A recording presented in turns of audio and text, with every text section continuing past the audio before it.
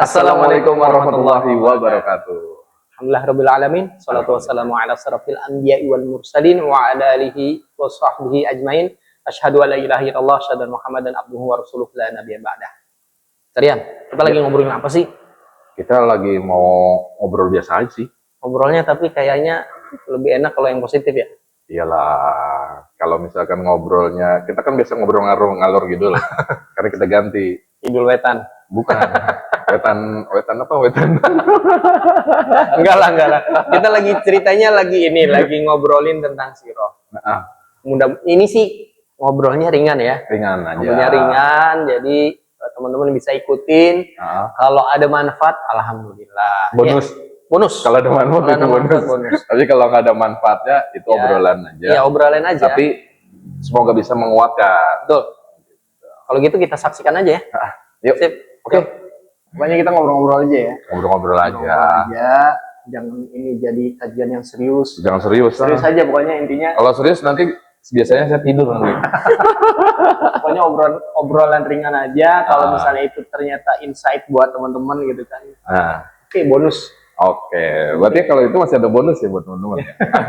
Kalau merasa acara ini bermanfaat itu berarti bonus. Wow. Bonus banget. Kita sih nganggapnya ini ngobrol-ngobrol biasa aja. Ngobrol-ngobrol aja. Kalau ngobrol kan biasanya ngalor ngidul, tapi kita pengen ngobrolnya hari ini tuh ada pengetahuan lah dikit. Oh, berarti bukan ngalor ngidul.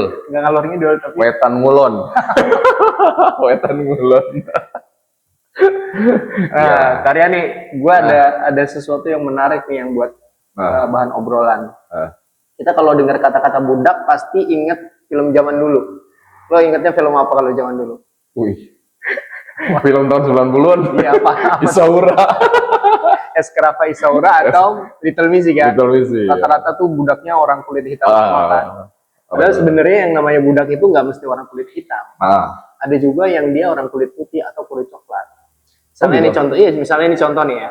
Dulu orang mengira bahwa Bunda Hajar itu adalah budak kan?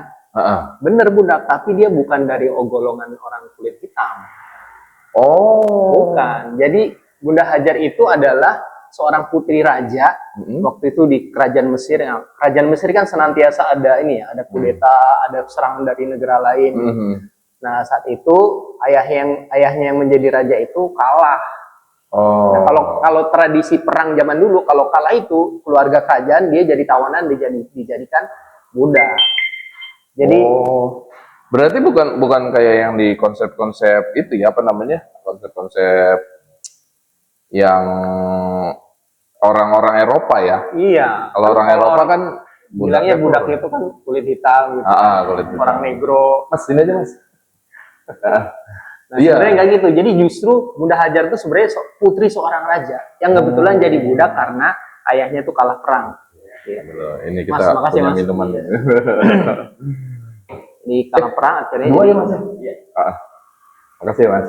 Jadi karena kalah perang dia, maka seluruh keluarga kerajaan itu jadi tawanan oleh raja barunya. Dan Bunda Hajar ini dihadiahkan seorang raja Mesir itu kepada istrinya Nabi Ibrahim, Bunda Sarah. Berarti kalau gitu konsep perbudakan orang Timur Tengah beda sama Eropa ya. Kalau Eropa itu kan kulit hitam, terus kastanya direndahkan, kayaknya hina banget lah gitu lah. Sebenarnya sama konsep. Sebenarnya sama. Sebenarnya konsep perbudakan itu di semua negara kan sama. Dia sama. Seperti dan gini, kalau di tradisi Arab itu di antara sebab-sebab menjadi budak itu adalah yang pertama dia keturunan. Kalau bapaknya budak, maka otomatis ketika lahir anaknya budak juga, budak milik tuannya. Terus dia budak juga bisa diperoleh dengan cara peperangan. Jadi yang kalah itu jadi tawanan dijadikan budak. Oh ya, kata tadi Bunda Hajar ya. Bunda Hajar itu kan. Terus yang ketiga, kalau ada orang terus dia berhutang nggak bisa bayar, dia jadi budak yang pemberi hutang. Kalau udah nggak bisa bayar, jadi kamu jadi budak saya. Kalau zaman sekarang pasang badan lah ya. Itu terjadi pada di kota Mekah tuh ada orang yang seperti itu. Jadi dia kemudian punya hutang, dia bukan orang Mekah, dia datang ke Mekah, kemudian dia terjerat hutang segala macem oleh yang memberi hutang. Ya udah, kamu jatuhnya sekarang karena nggak mampu bayar, kamu jadi budak saya. Gitu. Nah, ini kan membuka persepsi kita ya. Kalau persepsi kita tuh budak tuh selalu orang kulit hitam. Sebenarnya enggak. Jadi kalau dia kalah perang ya berarti dia akan jadi budak. Oh, gitu. Kalau dia punya hutang nggak bisa bayar, dia akan jadi budak juga. Oh. Nah, dia bisa diperjualbelikan tuh. Aha. Bisa diperjualbelikan. Jual Itu belikan, mirip ya? pindah tangan. Betul, mirip kayak ini. Dulu Salman Al-Farisi itu kan dia waktu di kampungnya di Persia itu dia kan anak bangsawan ya. Iya. Anak tokoh. Oh, Salman Al-Farisi. Salman Al-Farisi itu anak iya. tokoh yang bapaknya itu penyembah api, Majusi. Oh, Majusi. Nah, dia kemudian merantau. Nah, selama merantau itu ternyata dia dirampok. Dirampok, dijadikan budak. Salman Al-Farisi akhirnya jadi budak. Kapan dia merdeka? Ketika dia sudah hijrah dan tinggal di kota Madinah. Dia kebetulan tuannya itu, majikannya itu orang Yahudi. Jadi dia baru merdeka itu statusnya ketika dia sudah hijrah. Jadi pas sudah di Madinah. Pas sudah di Madinah. Jadi di Madinah itu pun kan dia mencari ini kan tanda-tanda Nabi akhir zaman kan. Oh, ternyata diketahui bahwa lokasinya itu ada di antara bukit-bukit batu dan banyak pohon kurma. Kota Madinah. Oh. Nah, ketika dia sudah masuk Islam, status dia masih budak, makanya dia nggak ikut perang Badar. Oh gitu. Dia salah seorang sahabat yang nggak ikut perang Badar. Kenapa statusnya budak? Kalau budak itu kalau mau pergi harus minta izin sama tuannya. Sama tuannya. Nah, jadi pada saat itu mungkin Salman Al-Farisi tidak diperkenankan sama tuannya. Sama tuannya karena dia budak. Oh, oke. Terima kasih. Kayaknya kita minum dulu enak. Ya boleh lah. Emang kita di tempat untuk harus minum. Mas, makasih ya. Oke, jadi kali ini kita mau bicara tentang budak nih ya. Nah, tapi bukan sembarang budak ya. Artinya bukan sembarang budak. Saya pengen ngobrolin tentang bagaimana Islam itu ternyata memberikan kemuliaan bahkan kepada orang-orang yang dulunya pernah menjadi budak. Oh, oke. Contohnya nih ya, contohnya misalnya kita pasti kenal ya. Kalau bahkan anak-anak juga kalau ditanya siapa itu sahabat Rasulullah yang berkulit hitam, terus dia menjadi muazinnya, pasti bisa jawab tuh. Pasti jawab tuh. Bilal kan? Ada lagunya kan, ada lagunya. Nah, jadi kita mulai dari Bilal ya. Bilal. Dulu ini adukannya belum lengkap nih. Belum coklat. Masih coklat di bawah. Iya. Langsung aja. Bilal. Bilal itu salah seorang budak yang tinggal di kota Makkah. Dia asalnya dari Habasyah. Makanya Bilal Al-Habsyi. Oh. Bilal bin Rabah Al-Habsyi. Al-Habsyi. Bukan Al-Habsyi ini ya, bukan Al-Habsyi. Tunggu, Abasyah itu kan raja yang dulu menyerang Mekah kan? Iya. Gimana? Raja Abraha. Abraha. Dia juga asli dari Habasyah. Si Abraha itu. Abraha itu dari Habasyah. Berarti Bilal dari situ juga ya? Bilal dari situ juga. Oh. Dari Ethiopia. Kalau sekarang tuh Ethiopia. Oh iya. Jadi Habasyah itu dulu Afrika lah ya. Jadi dulu Habasyah itu kekuasaan Romawi. Jadi rata-rata agamanya ahli kitab atau Nasrani. Nah, si Abraha itu dari Habasyah. Dia memimpin sebagai kekuasaan satelit di Yaman itu karena untuk biasa ekspansi kan, ekspansi dari Habasyah, dari Ethiopia, dari Afrika ke Yaman. Yaman tuh kalau dilihat di peta tuh di bawah Jazirah Arab tuh di paling bawah di Yaman. Kalau atas kan Syam. Oh iya. Bawah. Jadi Yaman itu kekuasaannya dulu Abraha. Iya. Jadi dulu itu negara satelit Habasyah yang sama-sama beragama Nasrani dan berafiliasinya ke Romawi. Dulu kan kekuatan besar cuma dua nih, Romawi atau Persia. Itu kekuatan paling besar dunia waktu itu. Nah, balik lagi ke Bilal. Bilal itu aslinya dia dari Habasyah. Nah, tidak diketahui asal usulnya. Oh ya, sebelumnya informasi buat teman-teman ya. Saya baca buku ini, referensinya dari buku 60 Sahabat Rasulullah Shallallahu Alaihi Wasallam. 60 Sahabat Rasulullah. Ya. Karya Khalid Muhammad Khalid. Jadi teman-teman kalau cari bukunya pasti ketemu. Karena tuh bukunya udah terkenal dari zaman gue SMA. Oh, ntar kita kasih catatan aja di sini. Nah, tidak diketahui beliau sejak kapan dia tinggal di Mekah. Tapi yang jelas kalau dari menurut buku itu dia tuh dua orang tuanya budak juga. Oh, jadi keturunan budak. Keturunan. Jadi dia budak yang keturunan budak juga. Nah, kalau di Mekah itu yang namanya budak dia harus terima nasib kalian.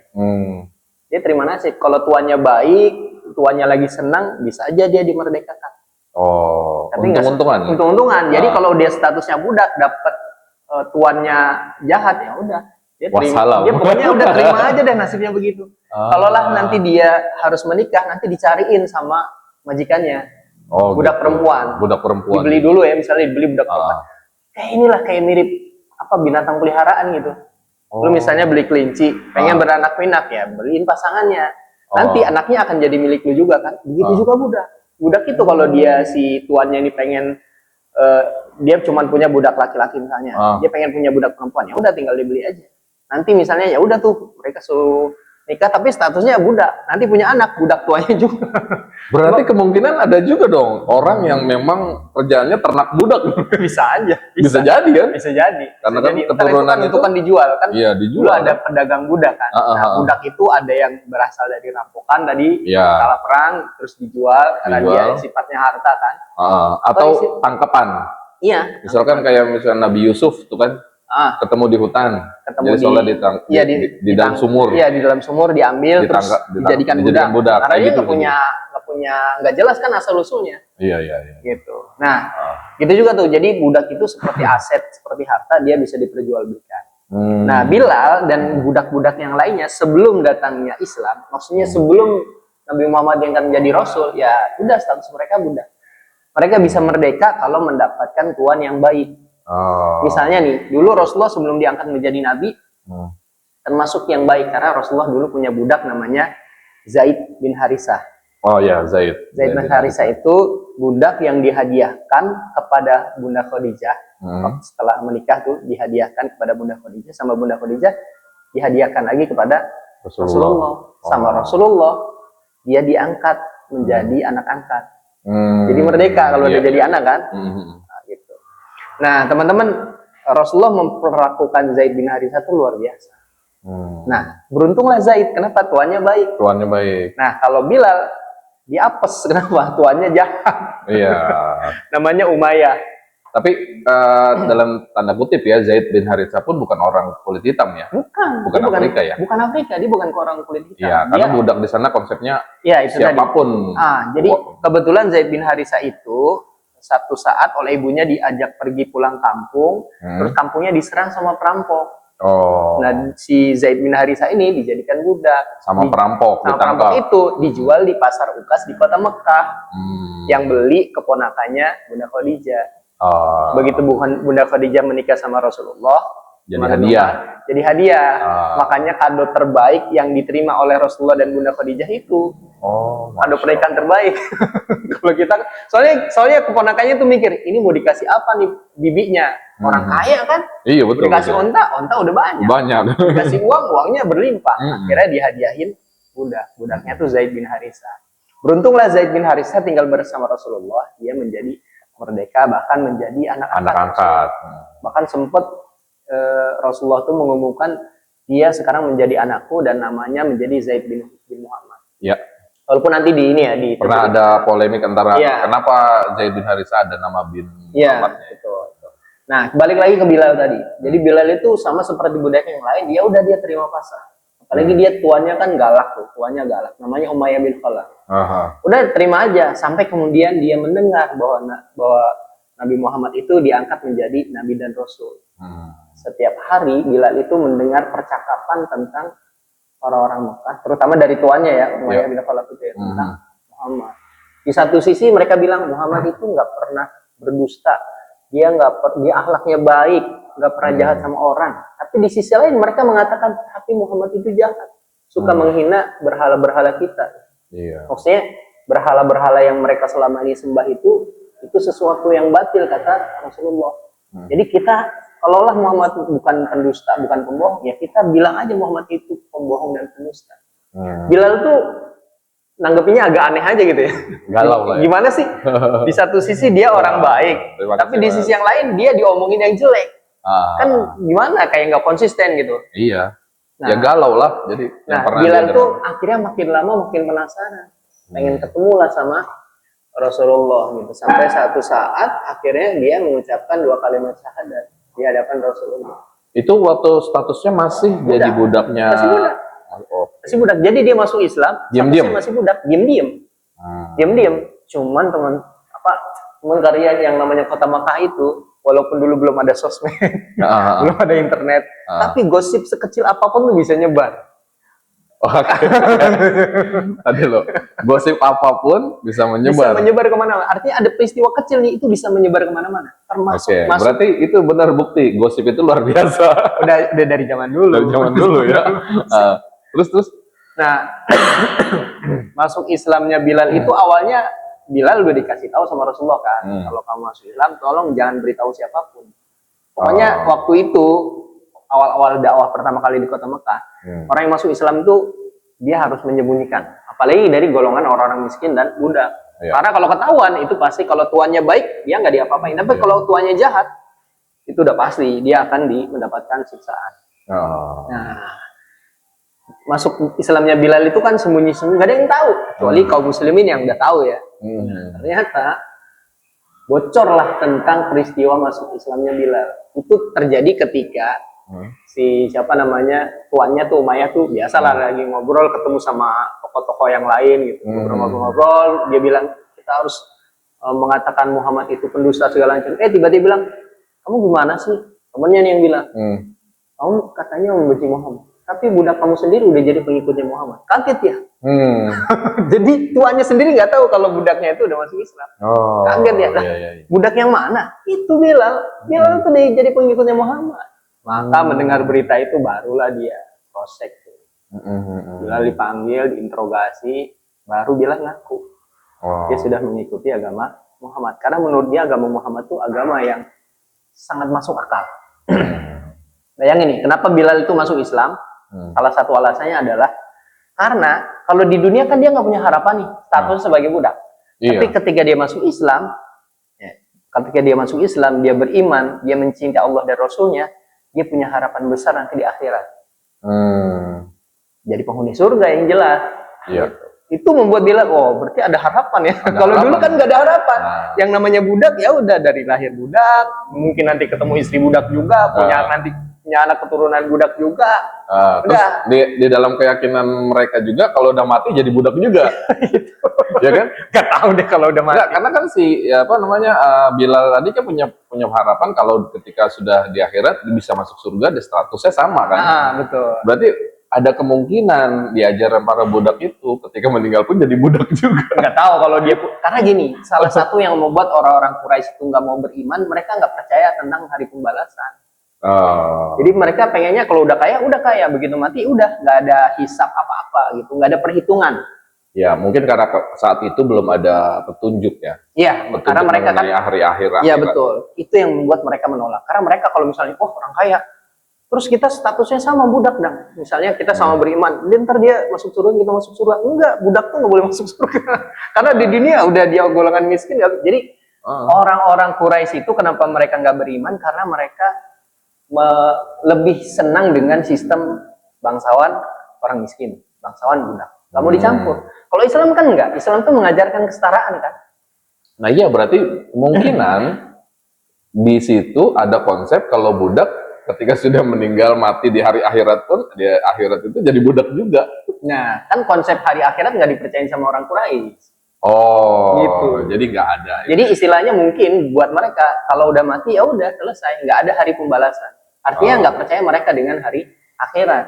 Mereka percaya Allah. Tapi kenapa mereka disebut musyrik? Karena mereka menyekutukan Allah dengan berhala.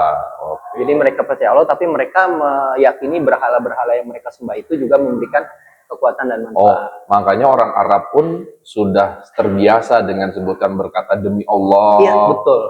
Karena mereka juga tahu Allah, cuman disekutukan Allah itu dengan patung-patung berhala. Berarti masih memegang tentang ajaran Nabi Ibrahim ya? Yang diselewengkan. Gitu. Nah, balik fokus ke Bilal ya. Bilal. Nah, singkat cerita kemudian Bilal itu diketahui oleh Umayyah majikannya bahwa dia masuk Islam. Buat Umayyah itu seperti apa ya? Seperti aib lah. Gimana gue bilang menyatakan permusuhan kepada Muhammad, tapi budaknya sendiri mengikuti Muhammad. Wah, itu tamparan keras buat dia. Maka kemudian udah kalian tenang aja. Dia ngomong sama orang-orang Quraisy yang ledek dia. Gimana sih lu bilang benci Muhammad tapi budak lu sendiri ikut agamanya Muhammad? Lihat tenang aja, ntar gue akan kondisikan dia. Kira-kira gitulah. Gue akan kondisikan dia supaya dia akan meninggalkan agamanya. Itu dalam keyakinan Umayyah itu bilang gampang lah. Gua kan majikan, dia kan budak, gampang. Marahnya luar biasa. Marahnya luar biasa. Begitu disuruh Bilal itu ditanya, kamu benar mengikuti Muhammad? Ya, aku mengikuti apa yang diyakini Muhammad karena apa yang disampaikan adalah sebuah kebenaran, sebuah konsep keadilan dan nggak ada salahnya gitu. Iya. Kata tuannya nggak bisa, kamu budak saya. Yang namanya budak itu harus ikuti apa? Kata Nurut. tuannya. Harus Kalau- nurut. Harus nurut. Kalau kamu tidak nurut, ada konsekuensinya. Konsekuensinya apa? Akhirnya karena nggak mau disuruh sama Umayyah untuk meninggalkan agama barunya, ya udah, kamu akan disiksa. Nggak apa-apa. Wah, kaget tuannya. Kok bisa? Kok bisa dia ngelawan gitu loh? Oh, jadi pada saat itu Bilal tuh dibilang mau akan disiksa kalau tetap ngikutin ajarannya Rasulullah SAW, dia bilang nggak apa-apa. Nggak apa-apa. Dia cuma bilang ahad. Itu Ahad. ahad itu artinya satu ya, bahwa kan waktu itu kan mereka tradisi orang-orang Quraisy pada waktu itu di kota Makkah itu mereka melakukan kemusyrikan. Jadi Allah percaya tapi patung-patung berhala percaya Iya. juga. Pada saat itu juga kalau nggak salah ya, Rasulullah tuh mendapatkan wahyu surat Al-Ikhlas yang untuk disampaikan kalau nggak salah ya. Jadi pada saat itu Bilal Qul huwallahu ahad. iya benar-benar memaknai itu secara Ya, betul. Intinya adalah bahwa tauhid itu mengajarkan tentang bahwa yang berhak disembah itu cuma Allah satu. Ahad, nggak ada yang lain. Berhala-berhala itu sesuatu yang batil. Nah, Nah. karena memang kasus yang pertama di situ terjadi adalah di kota Mekah terlalu banyak berhala. Banyak, bahkan kalian di sekeliling Ka'bah itu ada 360 patung berhala. Dikelilingi itu. Jadi Ka'bah tuh dikelilingi 360 patung berhala. Itu udah kayak kamera 360 derajat. Udah kayak apa kamera yang kilometrik Iya, gitu. kalau dimuterin. 360 patung berhala mengelilingi Ka'bah. Itu di peristiwa Futuh Mekah itu dihancurkan sama Rasulullah dan kaum muslimin. Iya. Nah, jadi balik lagi ke tadi ya tentang Bilal. Jadi Bilal itu cuma mengatakan ahad. Artinya satu. Nah, diancam begitu, Umayyah makin kalap dia. Wow. Akhirnya bener lah, Bilal itu disiksa. Dibuka bajunya, ditaruh di tengah-tengah padang pasir, ditelentangkan padang pasir kalian. Panas banget. Iya. Bahkan pernah ada yang bilang katanya saking panasnya tuh, kalau ada batu di tengah-tengah padang pasir saking panasnya, orang nyeplok telur matang di situ. Iya sih. Panas banget ya. Saking panasnya. Iya, benar. Itu luar biasa. Terus dia yang nggak pakai baju tuh dia Iya, nggak pakai baju, ditidurin diikat kedua tangannya, diikat kedua kakinya, disuruh mengucapkan, ayo keluar dari agama Muhammad. Jadi kan si Umayyah ini punya apa ya? Punya kayak centeng-centeng atau tukang pukul, algojo lah. Algojo yang disuruh memerintahkan untuk menyiksa Bilal. Nah, setiap hari itu disiksa, dicambuk. Ya karena Umayyah tuh orang kaya lah ya. Orang kaya, dia punya banyak inilah anak buah lah gitu. Punya anak buah. Disiksa di tengah padang pasir panas. Sampai algojonya itu kesian juga, gimana sih? Sampai mereka tuh kesian juga. Udah kesian terus kecapean juga, kecapean nyiksa karya. Kita udah kecapean nih, bahasanya gitu ya, bahasa gitu. Udah gila. Aku aja gitu. Aku aja dah, udah ucapkan aja patung-patung berhala. Bilal setiap ditanya begitu dia cuma bilang ahad. Ditanya, Umayyah datang lagi, gimana dia udah mau mengucapkan patung berhala? Gak mau tuan, kata algojo. Udah, tambahin siksaannya. Kan diketuk kedua tangannya, ditelentangkan, kedua tangannya diikat, kakinya diikat, terus diapain tuan, kata algojo? Tindihin aja badannya pakai batu yang besar. Batu yang besar diangkat ditindihin kan? Kebayang nggak? Panas, nggak dikasih makan, nggak dikasih minum, terus ditindihin batu. Bawahnya aja udah panas, apalagi di atasnya batu juga. Jadi kayak dihimpit dua batu yang panas gitu. Setiap diperintah. Dan batu-batu di Mekah tuh tajam-tajam nggak? Aku belum pernah lihat. Iya, bukan beda kayak batu di sini kan bulat. Batu polar. Kalau dulu tuh kecil, inget cerita Bilal ditaruh batu, bayangan tuh kayak batu koral yang besar-besar di gunung. Ternyata beda. Di Arab itu batunya tuh kasar. Kalau misalkan bahkan kalau jalan nggak pakai sendal atau apapun bisa terluka. Berarti kemungkinan juga Bilal ketika ditimpa batu luka berarti badannya luka. Dan itu dari pagi sampai sore. Kalau sore diangkat batunya, dia dimasukin ke dalam kamar yang gelap. nggak dikasih makan, nggak dikasih minum. Setiap ditanya sama Umayyah, ayo ucapkan patung-patung berhala gitu, Lata, Uzza, Manah, Hubal. Besok pagi digituin lagi, ditindih batu lagi, sampai Algojonya, Tuan nih susah banget, bisa dia ternyata nggak mempan gitu. Udah akhirnya ya udah nanti dikasih istirahat, tapi dikasih istirahatnya itu diikat di kayu, terus anak-anak kecil yang lewat suruh ngelemparin Bilal pakai batu. Itu saking ininya, saking apa namanya? Itu istirahat tuh ya? Itu istirahatnya begitu.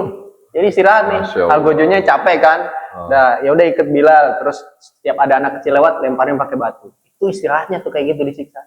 Itu anak-anak kecil mau aja ya? Ya mungkin kalau dikasih uang mau kali. Ya mungkin karena mereka juga termasuk didikan jahiliyah sih. Ya kan? Nah itu sampai akhirnya udah bahkan orang-orang yang ngelihat gitu ceritanya ngeledekin Umayyah. Udah Umayyah itu kasihan banget punya budak tapi tidak bisa menghasilkan apa-apa, malah disiksa lagi. Kalau nanti kita beli kira-kira gimana? Oh nggak bisa, ini masih saya masih berusaha supaya gimana caranya Bilal itu harus nurut sama saya. Oh, jadi teman-temannya itu tetap bersikeras. Iya, tetap bersikeras. Pokoknya ini budak milik saya berusaha gimana caranya supaya budak ini kembali nurut sama saya. Berarti termasuk egonya Umayyah. Oh iya. Umayyah karena dia merasa dihianati sama budaknya. Iya, kan budaknya selama ini nurut tapi kali ini nggak nurut. Nah, sampai akhirnya udah bahasanya tuh udah capek. Kan capek itu bukan hanya capek tenaga, ya capek pikiran juga nih, gimana sih orang nih, dia kuat banget gitu, padahal dia statusnya budak. Dan fisiknya, kalau menurut buku tadi tuh, Khalid Muhammad Khalid tuh bilang, Bilal itu badannya kurus, krempeng. Kan kebayangkan, jadi ini dia punya kekuatan apa sih kok berani menahan siksaan gitu loh. Kurus, krempeng. Terus apa namanya, rambutnya kalau orang Habasyah kan? Ya. Kulitnya hitam, hitam gitu kan. Kriwil gitu. kriwil. Nah begitu, jadi sampai Umayyah tuh kesel nih, ini gimana cara menaklukkan dia? Sampai pada titik Algojonya itu juga bilang, udah Bilal kamu kalau ngucapin satu patung berhala kita, udah kita bebasin dari siksaan. Itu ya Tuan Umayyah, ya deh. Sampai kayak gitu, cuma satu. Cuma satu. Kamu udah ucapin aja tuh. Mau Lata kayak, mau Uzza, Hubal, atau mana, pokoknya sebutin aja salah satu. Nah, Bilal itu bilang, akhirnya dia ngomong selain Ahad, tapi dia ngomongnya apa? Bibirku tak bisa menggerakkan kata-kata itu. Bibirku cuma bisa mengucapkan Ahad, Ahad. Tadinya udah seneng kan, dia mau ngomong nih. Ternyata kalimat itu yang keluar. Kalimat bibirku nggak bisa mengucapkan patung-patung berhala tadi. Dia cuma bisa mengucapkan Ahad, Ahad, Ahad. Oh, jadi dilurusinnya ketika disiksa selalu berkata Ahad. Bahkan ketika akhirnya tadi dirayu satu aja gitu. Iya, satu aja. Dipikir mau nyerah gitu ya. Bilal tuh ngomongnya bibirku tidak bisa mengucapkan patung-patung berhala tadi. Dia cuma bisa mengucapkan Ahad, Ahad, Ahad. Itu yang bikin stres Umayyah. Jadi dia dia capek hati, capek perasaan. Ini apa sih, dia punya kekuatan apa sih? Udah kurus krempeng tapi nggak mau nurut gitu. Ini padahal disiksa loh. Disiksa itu kan konsekuensinya, kalau dia nggak sanggup berarti akan mati. Betul. Apalagi udah panas. Iya, udah panas. Baku. Jarang dikasih makan juga mungkin cuma sedikit gitu. Dikasih makan gitu, dikasih minum juga cuma sedikit. Sampai akhirnya datang Abu Bakar. Abu Bakar bilang gini, kamu punya budak, tapi kok budak diperlakukan seperti itu? Kamu nggak rugi ngeluarin biaya untuk menyiksa dia? Terus ntar kalau dia mati, kamu rugi 2 kali. Udah hilang kan? Budak kan aset. Harta yang bisa dijual kan? Kata Abu Bakar, udah jual aja sama saya. Gitu. Jadi Abu Bakar mau beli?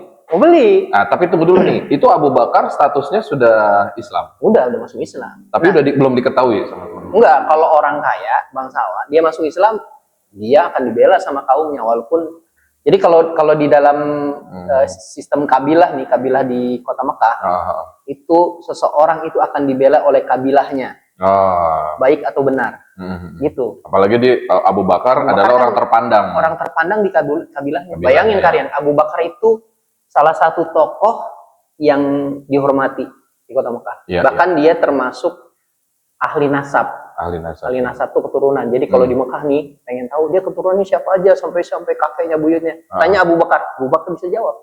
Siapapun. Gitu. Berarti nasab dari semua. Iya, semua kabilah yang ada di kota Mekah tuh kalau pengen nanya nenek moyang saya siapa? Nah, tanya sama Abu Bakar. Itu kan berarti dia cerdas banget ya. Daya hafalannya itu kan luar biasa. Nah, kalau dulu orang-orang terhormat masuk Islam, dia boleh menampakkan keislamannya.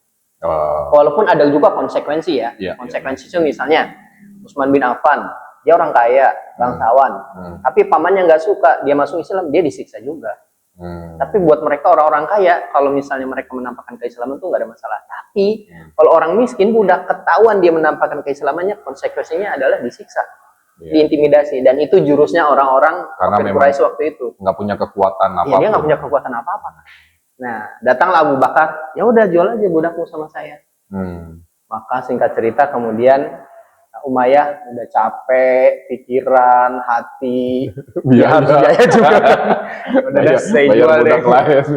Sebutkan harganya. Maka kemudian Umayyah udah nyerahkan daripada budaknya mati dia nggak dapat apa-apa. Nah di buku itu dia bilang saya jual dia dengan 1 tail emas. Saya nggak tahu nih 1 tail emas itu senilai berapa dirham atau seberapa dinar, tapi kurang lebih dia menyebutnya itu di buku itu.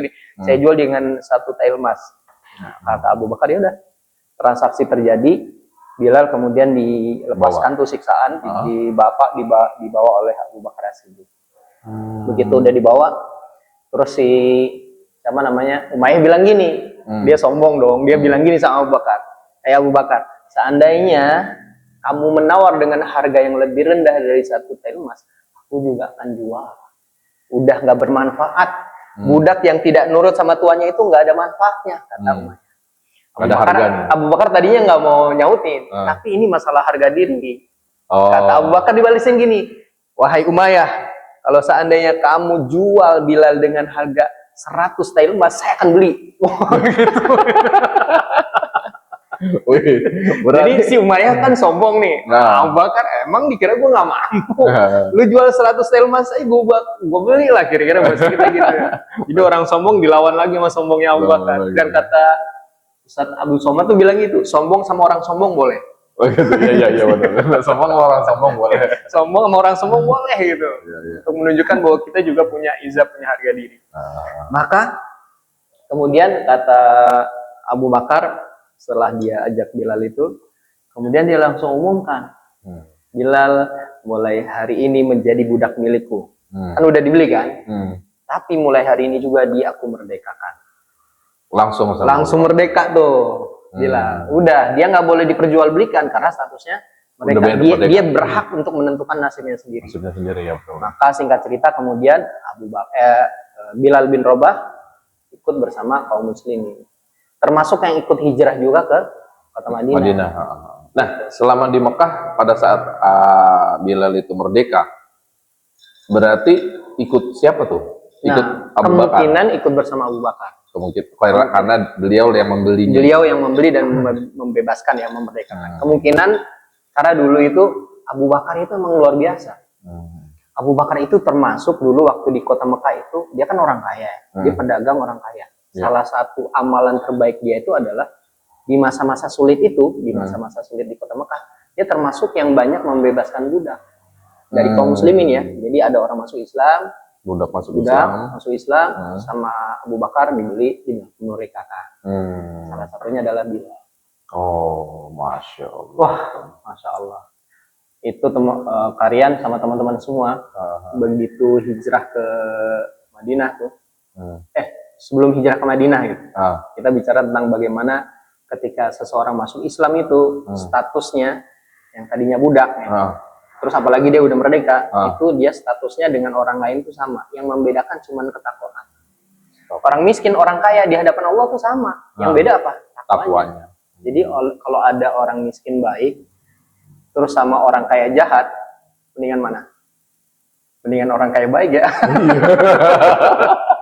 Orang kaya baik. Orang kaya baik. Tapi ini kalau kita bandingin nih, Bilal bekas budak. Dia masih walaupun udah merdeka tapi dia miskin kan, dia nggak punya harta. Jadi baru merdeka nih. Dibandingin misalnya sama Abu Jahal. Abu Jahal kan kaya raya, bangsawan. itu lebih mulia mana di hadapan Allah? Pasti Bilal kan? Pasti Bilal lah. Pasti Bilal. Nah, begitu juga. Begitu Bilal masuk Islam, dia statusnya sama dengan kaum muslimin yang lain. Jadi kalau duduk dalam sebuah majelis, dulu kan Rasulullah punya apa namanya? Karena dakwahnya masih sembunyi-sembunyi, ini sebelum Umar bin Khattab masuk Islam ya. Itu Rasulullah mengumpulkan para sahabat itu di sebuah tempat, sebuah rumah namanya rumah Arqam bin Abil Arqam. Jadi kalau Rasulullah ingin mengumpulkan para sahabat, dikumpulkannya di situ. Ketika dikumpulkan di situ, itu nggak apa namanya, nggak ada istilah orang kaya masuk duluan, nggak ada. Atau orang kaya di depan. Orang kaya di depan, orang miskin duluan, nggak ada. Semuanya sama. Langsung ya. Itu luar biasa. Bilal yang bekas budak kulitnya hitam, kurus, krempeng, itu dia bisa duduk bareng sama Utsman bin Affan, bangsawan. Dia bisa duduk bareng sama Zubair bin Awam, bangsawan juga. Tolha bin Ubaidillah, Abdurrahman bin Auf. Pokoknya dia bisa duduk bersanding sama orang-orang kaya. Yang itu dia nggak bisa lakukan kalau dia belum masuk Islam. Apalagi dia budak. Budak ya udah, kumpulnya sama budak. Dia nggak bisa tuh naik kelas budak terus ngumpul sama konglomerat, nggak bisa. Nggak bisa gitu. Satu ruangan apalagi. Bahkan kalau tidak salah itu gosip yang berkembang Bilal masuk Islam itu karena Bilal sendiri ngomong sama sahabatnya sesama budak kalau nggak salah ya. Mungkin ya, bisa jadi. Karena nanti kita akan sedikit ngobrol tentang Wahsy. Wahsy itu sesama budak juga di kota Mekah. Iya, Wahsy yang sahabatnya Bilal juga satu tempat. Iya. Gitu kan. Yang dia itu nanti kalau dalam sirah itu dia membunuh paman Rasulullah yang bernama Hamzah di perang Uhud. Tapi nanti itu kita cerita yang lain ya. Tapi istilahnya gini. Jadi Bilal begitu dia masuk Islam, dia punya harapan. Karena dia cinta Allah, cinta Rasul, dia beriman. Kalaupun dia meninggal dalam keadaan budak, di akhirat dia punya harapan akan mulia di hadapan Allah. Tapi ternyata harapan itu dibalas sedikit demi sedikit sama Allah di dunia. Pertama dia merdeka. Terus yang kedua, dia bisa duduk bareng sama Utsman bin Affan. Yang itu nggak pernah akan bisa dia lakukan kalau dia nggak masuk Islam dan statusnya masih budak. Gitu. Ya, itu tadi ya di tempat tadi ya. Betul. Nah, apalagi kemudian ternyata Bilal ini punya keistimewaan di hadapan Rasulullah ketika hijrah nih kalian. Ketika hijrah kan, kemudian Rasulullah membangun Masjid Nabawi. Ada waktu itu panggilan sholat apa nih? Ada yang usul. Oh, kita pakai lonceng aja. Jangan lonceng, itu ntar kayak orang-orang Nasrani. Kalau gitu pakai ini aja, pakai trompet. Jadi kalau mau masuk sholat, tandanya trompet. Katanya, oh itu orang Yahudi. Terus ada sahabat yang mimpi, ya Rasulullah, saya bermimpi bahwa panggilan masuk sholat tuh disebutin tuh kalimatnya. Kalimat azan yang selama ini kita dengar. Begitu diceritakan, Rasulullah bertanya, siapa yang suaranya paling merdu? Bilal ternyata. Tuh luar biasa. Jadi dibalas sama Allah di dunia tuh sedikit demi sedikit, tapi ada kemungkinan bukan cuma merdu ya, tapi lantang. Lantang, betul. Karena kan pada saat itu belum ada sound system. Belum ada sound system. Dan kalau kita dengar kisahnya, Bilal naik ke atas tempat yang lebih tinggi. Iya. Apa ibaratnya naik ke tempat yang tinggi, atau kalau sekarang gini ada menara gitu. Ada menara. Di atas itu dia teriak. Ya kalau sekarang menara kan, kalau dulu belum ada menara. Mungkin pohon kali. Atau di atas rumah bisa jadi. Kalau nggak salah sih, kalau dari kisah yang pernah didengar itu naik ke atas posisi pokoknya paling tinggi di antara rumah siapa. Entah itu rumah, entah itu bukit ya, misalnya kita nggak tahu Allah. Tapi yang jelas dia naik ke tempat yang tinggi. Kemudian jadi Bilal yang pertama kali mengumandangkan azan tanda waktu masuk sholat. Masuk sholat. Gitu. Berarti itu adalah proses setelah Isra Mi'raj ya? Iya, betul. Jadi Bilal pertama kali ininya ya. Jadi kan sholat 5 waktu itu ketika Rasulullah dapat perintahnya itu ketika Isra Mi'raj kan. Iya. Isra Mi'raj itu terjadi peristiwa ketika Rasulullah sedang mengalami tahun kesedihan. Istrinya meninggal, Bunda Khadijah radhiyallahu anha, kemudian pamannya Abu Thalib meninggal dunia. Kemudian Allah memberikan hiburan dalam bentuk Isra dan Mi'raj. Nah, balik lagi ke tadi ya, Bilal itu di antara keistimewaannya adalah dia muazin pertama. Kalimat azan yang pertama kali itu dikumandangkan oleh Bilal bin Rabah. Terus kalian ternyata Bilal itu akhirnya di perang Badar itu nanti ketemu sama tuannya Umayyah. Ah, terus Ini menarik nih di perang Badar nih. Jadi apa yang dilakukan sama Bilal? jadi di perang Badar itu awalnya kan Rasulullah dan kaum muslimin keluar bersama 313 pasukan itu untuk mencegah kafilah dagangnya Abu Sufyan kan. Tapi ternyata ala kulihal gitu ya, ternyata nggak berhasil. Abu Sufyan mengirimkan utusan ke Mekah supaya memberitahu bahwa ini harta kalian mau dirampas nih sama Muhammad. Maka kemudian di Mekah itu Abu Jahal membuat pengumuman, ya udah kita akan serang Muhammad aja, kita bela harta dan harta niaga kita yang dibawa oleh Abu Sufyan. 1.300. Awalnya 1.300. 1.300 yang berhasil diimun Abu Jahal meninggalkan kota Mekah untuk menyerang Rasulullah. Ternyata setelah mengirim utusan, tiba-tiba Abu Sufyan ternyata bisa menghindar dari cegatan Rasulullah. Jadi ibaratnya gini, ini Rasulullah nyegatnya sebelah sini nih. Ya. Abu Sufyan, wah kalau gitu jangan lewat situ aja, kita lewat jalan muter aja. Muter kan nggak berhasil tuh. Terus Abu Sufyan ngirim utusan lagi dong. Harta kalian aman. Jadi kayaknya nggak perlu deh diterusin 1.300. Kata Abu Jahal, wah nggak bisa. Ini masalah harga diri. Kalau udah keluar perang ngapain mundur lagi? 300 orang ini udah pulang. Jadi yang lanjut 1.000. Nah, ketika Abu Jahal melakukan provokasi di kota Mekah, kita harus menghimpun pasukan segala macam. Ternyata tuannya Umayyah itu dalam tanda kutip ya pengecut dia. Dia nggak mau ikut perang. Dia berani sama yang lemah doang. Tapi ketika diajak berperang, oh jangan saya gitu. Jadi ada beberapa orang yang tokoh itu dia menyatakan kebenciannya sama Muhammad, tapi ketika diajak perang nggak mau ikut perang. Itu sampai ada salah satu tokoh namanya Uqbah bin Abi Mu'id. Dia bilang gini sama Umayyah. Dia sambil bawa dupa gitu, bakaran dupa. Yang biasanya bakaran dupa itu dinyalakan oleh seorang perempuan. Dia bilang gini sama Umayyah, nggak mau berangkat perang? Nih, saya kasih dupa yang biasa dibawa oleh perempuan. Maksudnya nggak hina. Lu kalau nggak berangkat perang berarti perempuan. Cewek. Lu cewek. Umayyah digituin panas dia. Kak, kita sambil titipin Kak. Iya, Umayyah digituin panas. Enak aja. Gue bukan perempuan gitu. Akhirnya dia dengan terpaksa sebenarnya ikut dalam perang itu sama Abu Jahal itu. Terus ketemulah sama Bilal. Nah, awalnya gini, begitu dia perang Badar itu terjadi, kan 313 lawan 1.000 kan. Itu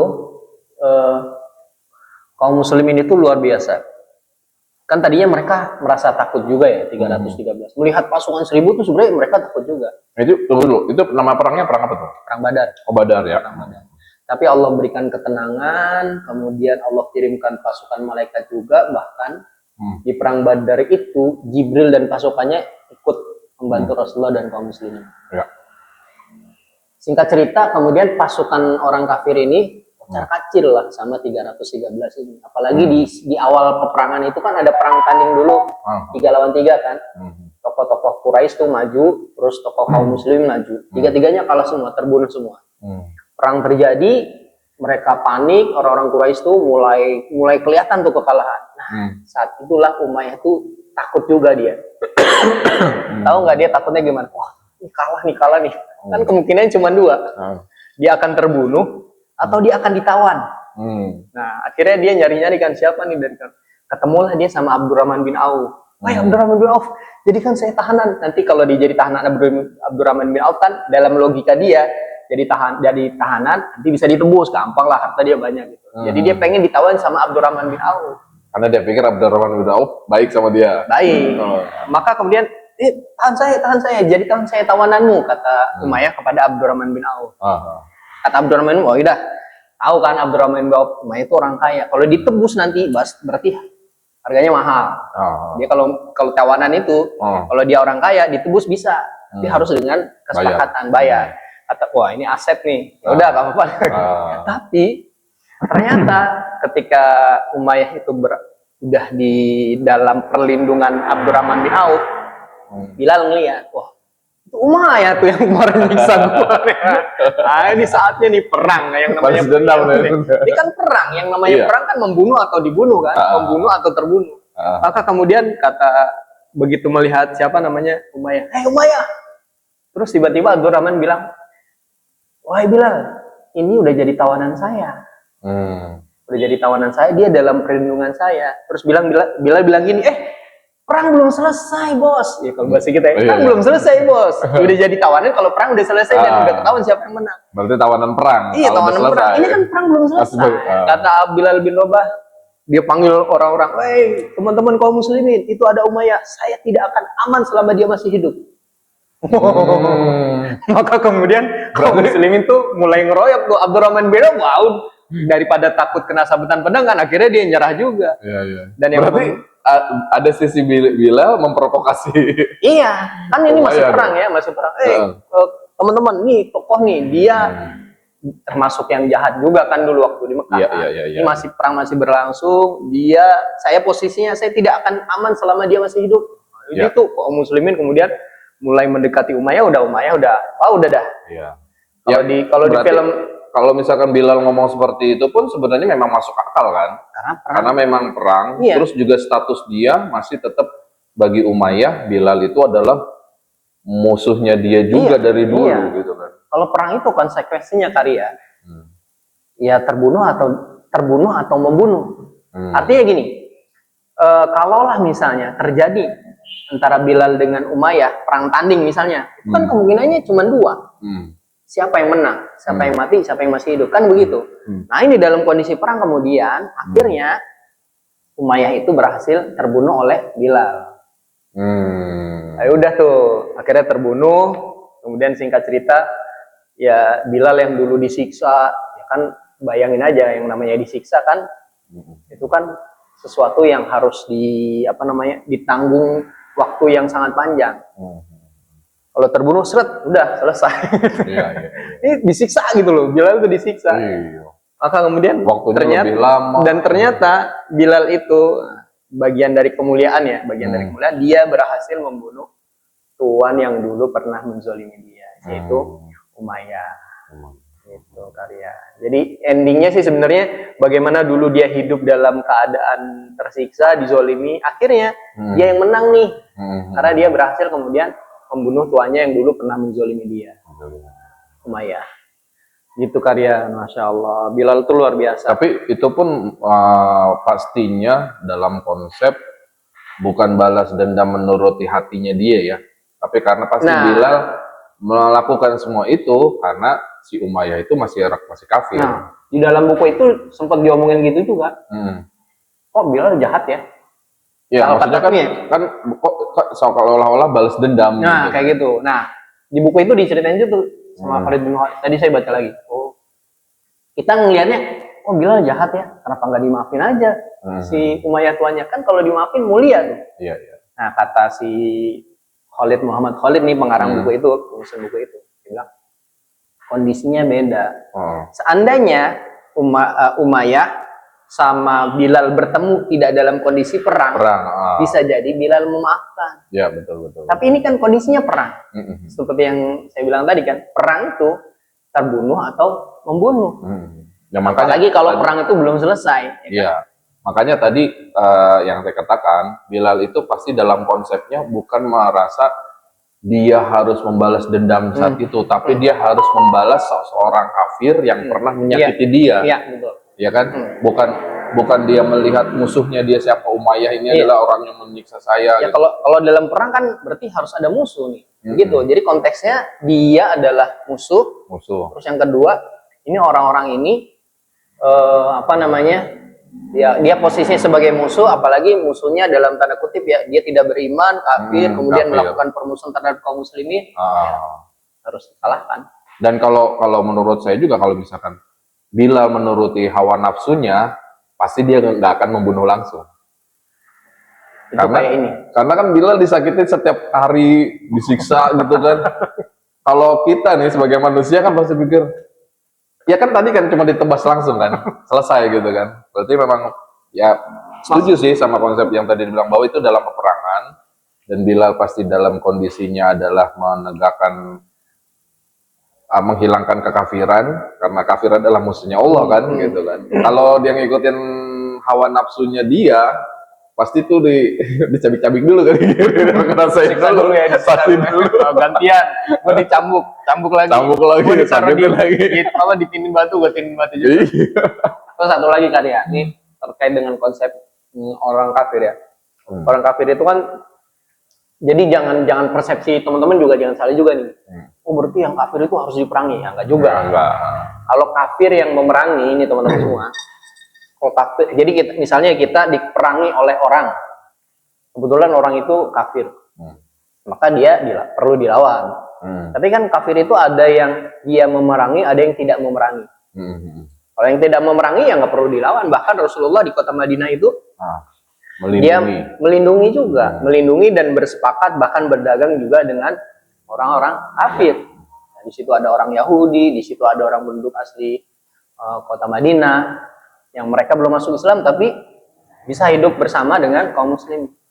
Bahkan selalu mengingatkan ya. Betul. Mengingatkan jadi kan, kepada umatnya untuk jangan memerangi. Ya, jadi kalian boleh memerangi kalau kalian diperangi. Intinya gitu. Nah, kalian yang menarik adalah Bilal itu bahkan ya, ini dalam referensi yang lain, ini bentuk kemuliaan ya, kemuliaan Allah kepada Bilal bin Rabah. Itu sampai satu ketika tuh Rasulullah nanya sama Bilal, wahai Bilal, aku mendengar suara terompahmu, suara sendalmu udah kedengeran di surga. Amalannya apa sih? Rasulullah aja nanya sama Bilal, itu kan berarti Bilal punya amalan tersendiri ya. Amalannya apa sih? Bilal, kok saya mendapat kabar informasi bahwa suara sendalmu udah nyampe duluan di surga. Orangnya masih ada di dunia nih, sendalnya udah nyampe duluan di surga. Udah manggil-manggil Bilal. Ibaratnya kalau sendalnya udah di surga kan berarti udah punya kapling di sana ya. Iya. Meskipun sendal ya. Ditandainya lewat sendalnya. Terus Bilal, ya Rasulullah saya nggak punya amalan apa. Sama, saya sholat seperti engkau sholat, saya puasa seperti engkau puasa. Kata Rasulullah, enggak, pasti kamu punya amalan yang tidak dilakukan oleh orang lain. Setelah dicek, oh ya Rasulullah saya itu orang yang senang sekali bersuci. Maksudnya dia tuh senang sekali berwudu. Dan berwudu itu bukan hanya sekedar mau sholat, sekedar mau membaca Al-Quran, bukan. Tapi pokoknya dia begitu batal dia wudu lagi. Mempertahankan. Jadi gimana caranya supaya sepanjang hidupnya tuh Bilal itu dalam keadaan suci. Cuman ini doang ya, berwudu ya kan. Kalau wudu kan batal tuh kentut misalnya ya, atau buang air kecil atau buang air besar itu kan batal. Nah itu buru-buru Bilal tuh langsung berwudu lagi. Jadi dia selalu dalam keadaan suci tuh ketika dia beraktivitas maupun ketika dia tidur. Kata Rasulullah, jangan-jangan ini nih amalan yang menyebabkan sendalmu udah sampai duluan di surga. Kayaknya kelihatannya remeh ya, kecil gitu, tapi menjaga konsistensi itu yang berat. Betul. Kita kan kentut sedikit, masih ada air banyak. Sholat juga masih lama. Gitu. Itu hal kecil, hal besarnya aja Bilal lewati kan. Dijemur, iya bener. Ditindihin batu, bisa melewati, batu, ya. Bisa melewati. Bener. Bisa nggak kita ya? Oke, udah. Ya, berarti ini ya kisah Bilal yang benar-benar sebenarnya bisa jadi contoh untuk kita bahwa semua manusia punya hak yang sama di depan di mata Allah. Di hadapan Allah semua sama. Yang membedakan cuma satu, takwanya. Semakin takwa seseorang akan semakin tinggi kedudukannya di hadapan Allah Subhanahu Wa Taala. Berarti mungkin pesan juga ya berarti ya buat teman-teman yang merasa miskin. Jangan berkecil hati. Jangan berkecil hati. Kalian bisa kaya di akhirat nanti. Kalian punya peluang amalan. Jadi bahkan karena konsep harta itu nanti akan dihisap, dimintai pertanggungjawaban di hadapan Allah. Itu banyak para sahabat yang kemudian nggak mau menumpuk harta. Iya. Bukan berarti sahabat yang lain menumpuk harta, bukan ya. Kan ada juga golongan orang kaya nih, Utsman bin Affan, Abdurrahman bin Auf. Itu kan orang kaya tuh. Pedagang, bangsawan, hartanya banyak, tapi dia sering berbagi. Tapi ada sebagian sahabat yang memilih, mendingan saya nggak punya harta, takut kalian, takut nanti dihitung hartanya di hadapan Allah Dihisapnya Subhanahu itu wa Ta'ala. lama kan. Makanya mendingan saya nggak punya harta deh. Akhirnya mereka begitu punya harta, buru-buru disedekahin. Ya. Ada sahabat Rasulullah namanya Salman Al-Farisi. Salman Ya, Al-Farisi itu termasuk yang dia pernah menjabat sebagai wali kota, gajinya gede banget. Tapi gajinya itu selalu dia kembalikan ke Baitul Mal. Kalau sekarang tuh dibalikin ke kas negara. Kas negara. Dia hidupnya cuman mengandalkan setiap harinya tuh 3 dirham. 3 dirham itu di 1 dirham yang pertama dia beli untuk membeli pelepah kurma. 1 dirhamnya. Terus dibikin keranjang. Dibikin keranjang terus dijual. Jadi dari 1 dirham nih dibikin keranjang terus dijual. Dijualnya berapa? Dengan harga 3 dirham. Dapat lagi 3 dirham. Nah, nanti dari 3 dirham itu dia bagi lagi. Yang tuh 1 dirham untuk kebutuhan dia sehari-hari. Sehari nih dari pagi sampai sore itu cukup 1 dirham. 1 dirham dia sedekahin. 1 dirham lagi dia beli modal lagi pelepah kurma. Itu selama jadi wali kota itu cuman begitu kehidupannya. Dia nggak ngambil gajinya sebagai wali kota. Semua gajinya tuh ditaruh di Baitul Mal, di kas negara. Dia tetap bekerja. Kirain nanti dia bikin jalanan, terus jalanannya udah jadi berapa persen dapat? Enggak. Amit-amit kalau sampai kayak begitu ya. Tapi apa namanya? Tapi kan sekarang begitu loh. Ya, sensor. Karena ada privilege kan. Ada untuk privilege. Seorang pemimpin mempunyai proyek, itu adalah salah satu titik keberhasilan dia dan dia bisa dapetin persentasenya. Tapi buat Salman Al-Farisi itu pejabat buat dia bukan sebuah privilege. Itu cuman cuman kebetulan dia bisa beramal aja sebagai seorang pemimpin kan. Pemimpin tuh amalnya melayani kan. Dan juga memang kalau zaman dulu para sahabat itu juga nggak ada yang mau jadi pemimpin ya. Ya intinya nggak mau rebutan. Nggak mau rebutan karena merasa itu adalah tugas terberat di dunia. Karena kalau dia gagal, dia akan pertanggungjawaban itu di hadapan Allah. Jadi Salman Al-Farisi itu lebih memilih hidup sederhana. Kalau kita nggak mau menyebut miskin ya, sederhana. Karena di akhir hidupnya, ketika saat sakaratul maut nih Salman Al-Farisi itu datang para sahabat kan. Di situ Salman Al-Farisi itu menangis. Sahabat bingung. Salman, kenapa engkau menangis? Engkau kan sahabat mulia, engkau nanti akan bertemu dengan Rasulullah. Apa yang membuat engkau menangis? Kata Salman Al-Farisi, saya takut. Takut apa? Takut harta saya dimintai pertanggungjawaban di hadapan Allah. Sahabat bingung. Dilihat rumahnya nggak ada apa-apa. Terus harta kamu yang paling berharga apa? Cuman 2. Baskom buat dia wudhu sama piring makan. Cuman itu doang. 2 aja takut ya? Itu aja takut banget. Makanya dia artinya dia melihat harta itu sesuatu yang akan dipertanggungjawabkan. Jadi maksudnya ya, gini, mungkin karena cuma 2. Kalau udah triliunan mah enggak lah, nggak usah takut. Itu buat sebagian orang. Maksudnya gini, teman-teman, jangan memandang kemiskinan itu sebagai sebuah musibah bukan ya. Tapi orang miskin juga dia akan bisa mendapatkan kemuliaan. Pertama dia bersabar dengan kemiskinannya, terus dia bisa memilih amalan-amalan lain yang tidak mungkin dilakukan dengan harta misalnya. Ada sahabat Rasulullah namanya Abu Zar Al-Ghifari. Dia memilih hidup sederhana. Tapi tahu nggak amalan dia apa? Dia berani mengatakan kebenaran walaupun itu di hadapan gubernur atau penguasa sekalipun. Dia nggak punya beban apa-apa ketika kalau sekarang kan gini, kita mau nasihatin penguasa, kamu tuh salah, kamu harusnya begini. Terus tiba-tiba, udah diam, gue kasih duit. Ya, diam. Atau, berisik ya, kamu punya kasus dulu loh, mau dibongkar lagi nggak? Abu Zar Al-Ghifari bilang, saya nggak doyan duit. Mau nyokok kayak gimana, saya nggak doyan duit. Gua bongkar kasus, gua punya kasus. Saya kan sahabat Rasulullah, saya juga tahu bahwa harta itu akan dimintai pertanggungjawaban di hadapan. Jadi kalau ngelawan saya ya, saya akan tegur Anda dengan cara yang jadi tegas.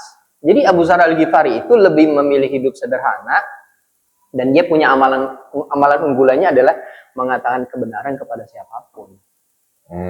Gitu teman-teman semua. Jadi miskin kaya itu cuma status aja sebenarnya. Iya. Kembali kepada kisah Bilal tadi, berarti dari konsep Bilal hidup sendiri pun itu membuktikan bahwa miskin kaya itu tidak Tidak menjadi ukuran bahwa dia akan menjadi orang terbaik di akhirat atau tidak ya. Iya, Tapi semuanya jelas ada tergantung takwanya. ketakwaan.